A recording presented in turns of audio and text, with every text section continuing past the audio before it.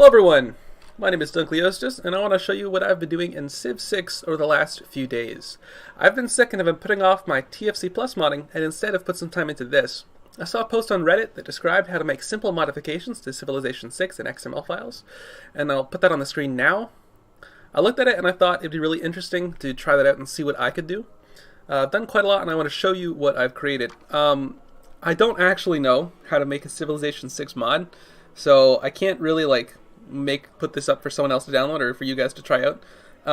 But if you're a regular on my channel, I hope you'll appreciate the attention I've put into it. I'm also using a few other mods with this. I'm using the red mod pack because I like having smaller dudes and more of them. I think we have an extra lenses mod. We're going to be playing at half production cost, and we'll get into why that's important. And also, I find that Epic and Marathon are the best. We're going to do Epic because Marathon I think would be insane. Going to play on Prince, not that high of a difficulty. I'm still trying to figure out how the meta's like in this game, and hopefully we'll get something interesting here. I think after we load up this game, it'll be pretty clear what's different. And I think it makes for a more compelling game. From the first stirrings of we got life Nubia. beneath water, to the great beasts of the Stone Age, to man taking his first upright steps, you have come far. Now begins your greatest quest. From this early cradle of civilization on towards the stars. Amanitor, watchful queen of Nubia. The empire you command shall claim the horizon as its border. Don't fear those who covet your abundant gold, for your archers can part their hair at 500 paces. Your cities shall know prosperity and piety, wise queen, for the land of the bow honors its past as surely as it builds. Okay. Alright, so right off the bat, we may notice, look, these trees are quite a bit smaller. There's a lot more of them. These jungles are really dense. You'll also see we have some cows in the forest here. In fact, they're not even that visible without the little icon on. So that looks kind of cool. I've always thought that that would look more interesting in a game of Civ 6 to have, a bit denser on some of these features and a little smaller. I think it looks more world-like. But as soon as I turn on these yield icons, you may notice a difference. And that difference is all tiles have had one food subtracted from them. So plains, no food yield. Grasslands, one food.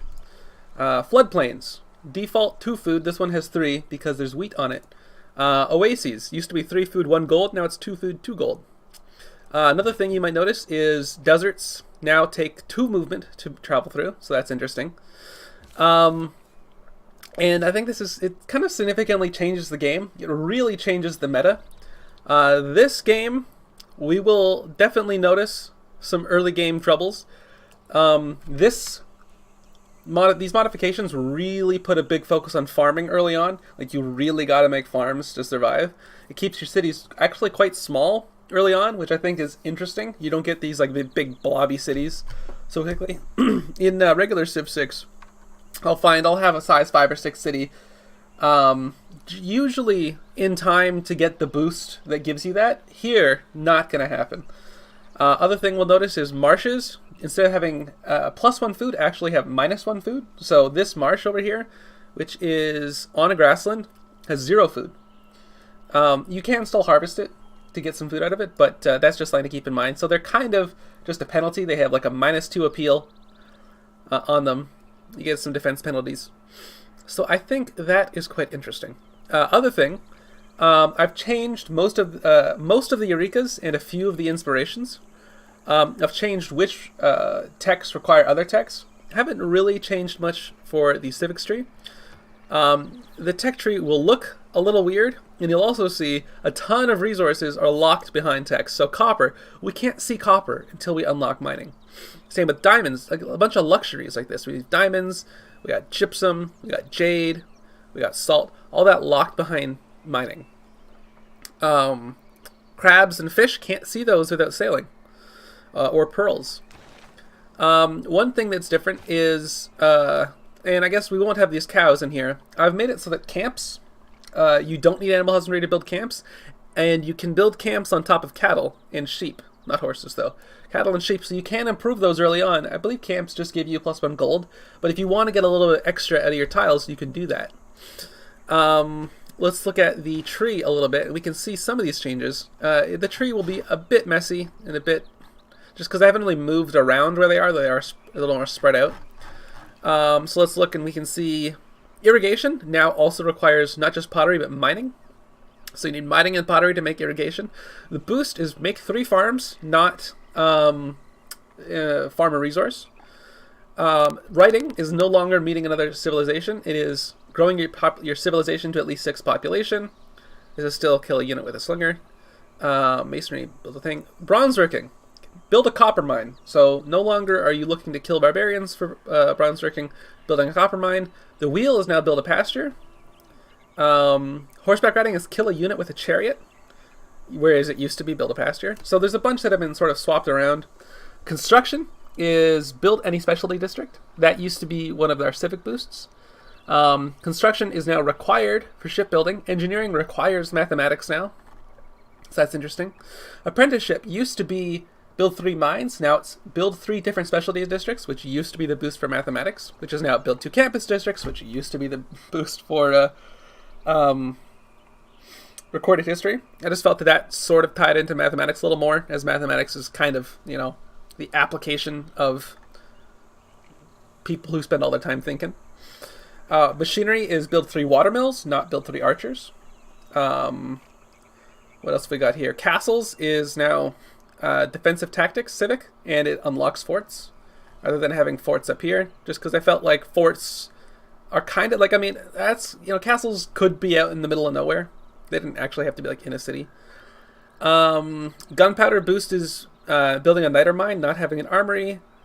Square rigging is kill a unit with a caravel, not a musket man. Kill a unit with a bombard to get siege tactics. I think it used to be have 2 bombards. Mass production is now build 3 workshops. Industrialization is grow a city to 13 population. I think this was something about crossbows earlier or something. I don't know. Now it's own 2 bombards. What else? Killing a unit with a musketman is now for rifling. Steam powers built 2 factories. This, for some reason, is in Portuguese. Not really sure what's up with that. That used to be, and that's what it still says. It says have a research alliance, I believe. Now it is make a mercury mine, the chemistry. I believe that's the same. That is, I think, the same. Electricity is now have the urbanization civic. It used to be something called privateers. I don't know why pirates would give you electricity, but now it's definitely urbanization. Combustion is now own a battleship. I think it was extract a relic before, or an artifact. Flight, still build industrial era or later wonder. Radio is have the mobilization civic. Used to be build a national park. I believe that's the same. Oh, here's something that I think is nice. Combustion. Maybe not that obvious. Combustion requires steam power, and flight requires combustion. Before, flight did not require either of these things, so ostensibly you were getting into the air without any sort of engine. I didn't like that sort of thing. We also had radio and electricity were parallel, so you could get radio without having electricity. That made no sense to me. What else? We have rocketry now requires advanced ballistics and advanced flight. Before it was parallel to them. Satellites, and actually has a boost, and the boost is this launch Earth satellite you get up here. And also, I've added a new project, launch communication satellite. 5 of them can be launched, each increasing your global tourism by 5%. I think that's just kind of fun. It's a bit cheaper than the 900 for the launcher satellite, but if you're going for like a culture victory, it actually gives you a reason to start down that science path just to get this 25% tourism boost by launching all these satellites, which I think is kind of cool. I'm a little disappointed that there weren't any more spacey type things that you could do for any of the other victory conditions. So I think that's kind of fun. And then otherwise, that is about it. Civics Tree, not as many changes. We'll see craftsmanship is research pottery. Used to be improve 3 tiles. Foreign trade was find a new continent. Now it is meet another civilization, which used to be the boost for writing. I think this one makes a lot more sense for foreign trade. I've also added a bit of, flavored text to this. Exchanging goods and products between cultures and peoples. Military tradition, I think, used to be clear a barbarian encampment. Now it's kill 3 barbarians. State workforce was build a district. Now it's improve 6 tiles. Early empire was grow your population, your civilization to 6 population. Now it's research the writing technology. So some of these are kind of swapped around. Political philosophy used to be meet 3 city-states. It is now build the government district. I actually like that change quite a lot. I personally think that should be put in the base game. German poetry is clear barbarian encampment. My justification for that one is, I don't know, heroic epic stories, things like that. That's the same. Defensive tactics used to be have war declared against you. Now it's build 3 walls. Recorded history is build a wonder.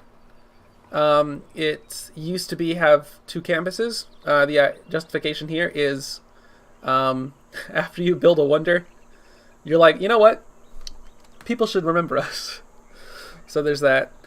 Feudalism still build 6 farms. Civil service is now build 5 unique specialty districts. It used to be grow a city to size 10, I believe. What else? I didn't make a ton of changes later on. Exploration built 2 caravels. I believe that's the same. I think most of these are pretty much the same. Oh, colonialism is now used to be have astronomy. Now it's meet 7 city-states. Urbanization is now research the industrialization technology. Scorched Earth is conquer a city. What else?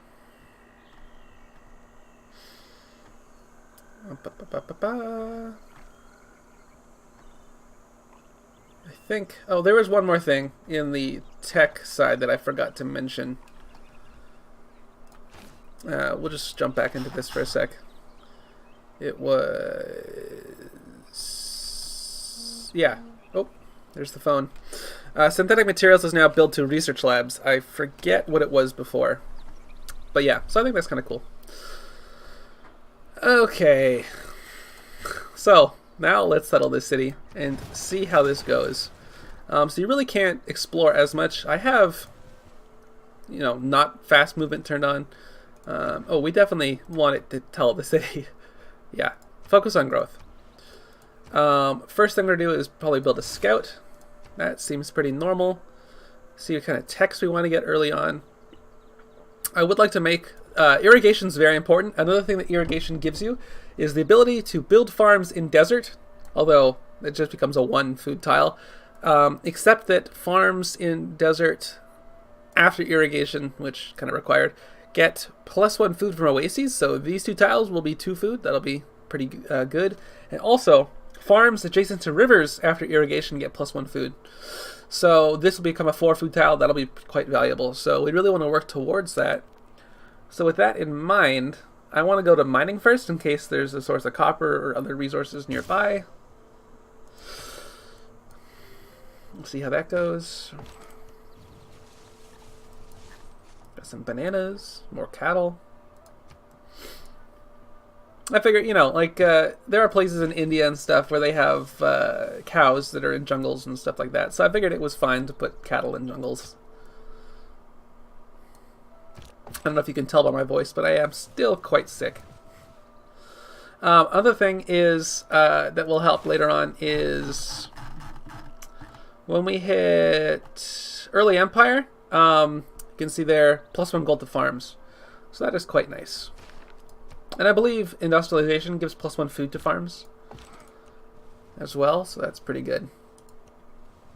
Got elephants. They're actually quite a bit smaller than normal.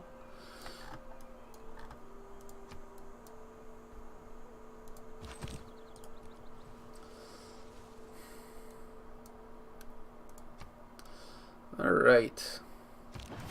So there's our scout. We don't want to go too far, because we risk running into Barbarian Camp. Oh! There are a few changes I've made with Barbarian Camps. First of all, they spawn melee class units instead of anti-cavalry units. So no more spearmen, just warriors. I've also made spearmen quite a bit stronger. Melee units no longer have an advantage over anti-cavalry type units. So spearmen are actually quite a bit cheaper, and they can take on a warrior and win pretty handily, which is nice. They don't have as much of a bonus versus cavalry units. In fact, when you're attacking a cavalry unit with a spearman, you don't have any bonus. But when a cavalry unit attacks you, you do have a bonus. So if it's a light cavalry unit, you get a +15 bonus, vanilla 10. And if it's a heavy cavalry unit, you get a +10 bonus. So anti-cavalry units are very good at blocking cavalry units. Cavalry units can't take them on as easily, especially light cavalry units. But you can't chase them down. They have to be the one that are trying to attack you for that to work out. We finished the scout. I believe getting that early builder is super important in this meta, because you really have to start improving your tiles. There are a few other changes I've made. Chariots are stronger now, and I think faster. Their base movement is 3 instead of 2, which means 4 on flat terrain. And they have a higher cost. I think the maintenance is like 3 instead of 2. Knights are stronger, but I think they have like a 2 higher gold maintenance, so they're quite expensive. They're a little more powerful, I believe. Swordsmen have an ability that makes them an armored unit, so they actually have +10 on defense, which sort of makes them pretty tanky. Whereas musketmen have an unarmored ability, which makes them quite weak. So they're quite powerful, but they have a -10 on defense. So they're not wearing any armor. They don't do so well when they're getting pelted with bullets. Oh, we have a couple glitty huts. We have a reef over here, which now gives culture instead of production. So let's see how this all goes. Ooh, we got a relic so early. That's pretty cool. Pretty rare. Alright, already size 2. So that's nice. And what do we get from this? Oh, another population. Are you... Oh, yeah. And so now we run into the problem where we're starving. We literally don't have any enough food to support a size 3 population. We will grow in one turn, and we'll pick up this tile, which will actually allow us to support this, I believe. Yes. Okay, so that's cool. But yeah, you'll see that really early on, like, it's a real struggle to have a large city, which I think feels pretty good. It's still 3,750 BC, so I don't think having a mega city this early on really makes sense. So I'm okay with that. We have, oh, I forgot, we also have the mod which changes the city names to match the culture. So this is Antioch. All right, so we get this builder. Put that farm down. That's awesome. Oh yeah, so that'll go to 5 food once we pick up irrigation. We can actually go for a settler soon. You really got to go settlers early on, because your cities will not grow very much on their own. So it really is important to get other cities started. In fact, I don't really see any barbarians that much, so let's just start that settler. Right over this way. I think we'll put the settler up here by the horses. Oh, this horse is actually in range of our city, but yeah, I'd like to go this other river. It means settling on rivers is even more important for the bonus food you get on farms. So let's just throw a camp on these cows. We'll have to tear the camp down later once we unlock bronze working and animal husbandry, when we chop down the forest and build a pasture. But until then, I think it'll give us a little bit extra gold, because that's a pretty good tile. Who deserves more credit than the wife of a coal miner? Whereas in regular Civ 6, this is an okay tile, but you'd regularly have tiles with maybe like 3 food and 2 production, or 2 food, 3 production. So I think this is actually kind of cool. Wait, this is all set up. So let's see. So we unlocked mining. We have a source of salt nearby. That's cool. What else? I don't really see anything else. Let's pick up pottery, because granaries sound like they could be useful. Just head over this way. I could have farmed this tile before if it didn't have any salt on it. But oh well. Let's see what we got over here. Oop, Barbarian Encampment. We should try and tackle that pretty soon. Excuse me. I actually am still quite sick. I may cut this video short. I could play this more, or I could show you some other games if you find that, if you'd like to do that. I will say, later on, the game sort of slides into a similar feel. I had a Rome game I was playing earlier today, and I think by the medieval era, I had a couple cities size 10 or 11. So, it's not like your cities are tiny forever. It just slows down that growth in a really interesting way, I think.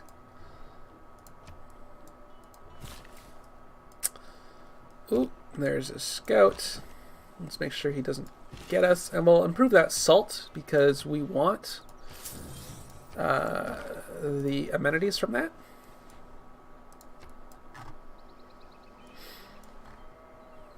Hey, don't go over there. And we'll hook up a slinger. Okay. Oh, who's this? Ah, Greece.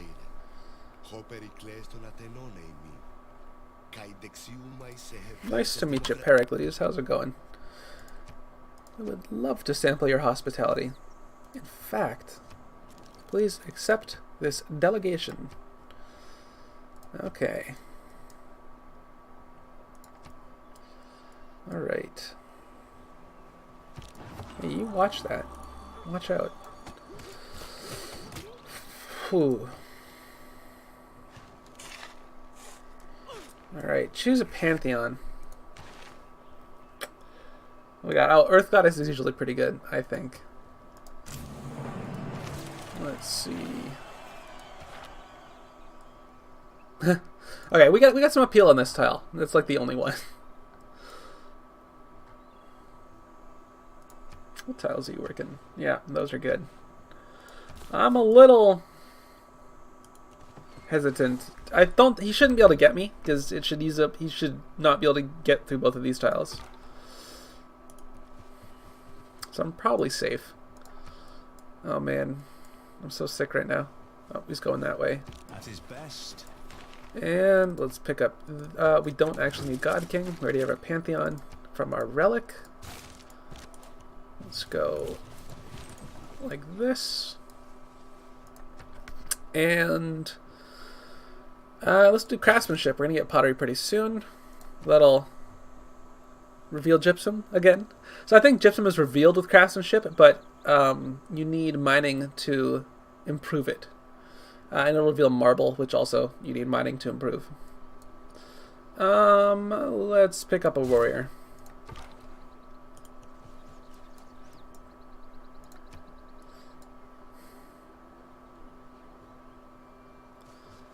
Alright. And lock you, and we'll head over here. Oh, we got some rice, that's cool. Let's see. There's a few other changes I guess I could mention. Oh, so I mentioned that the anti-cavalry units are no longer weak to melee class units. Instead, they're now weak to siege units. My understanding is that because you have like pike blocks are in such a dense formation, they're actually quite susceptible to any type of area of effect attack, like throwing a boulder or like a cannon or cannonball or something. Just plows through them. So especially you can't really get out of the way when you're so tightly packed together. So that is the justification for that.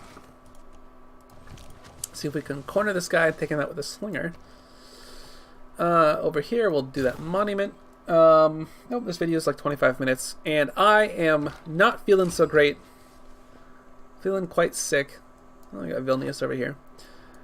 So I think I'll call it here. If you guys are still interested, I will. I can make like another video or something. But otherwise, thanks for watching, and I hope you enjoyed this video.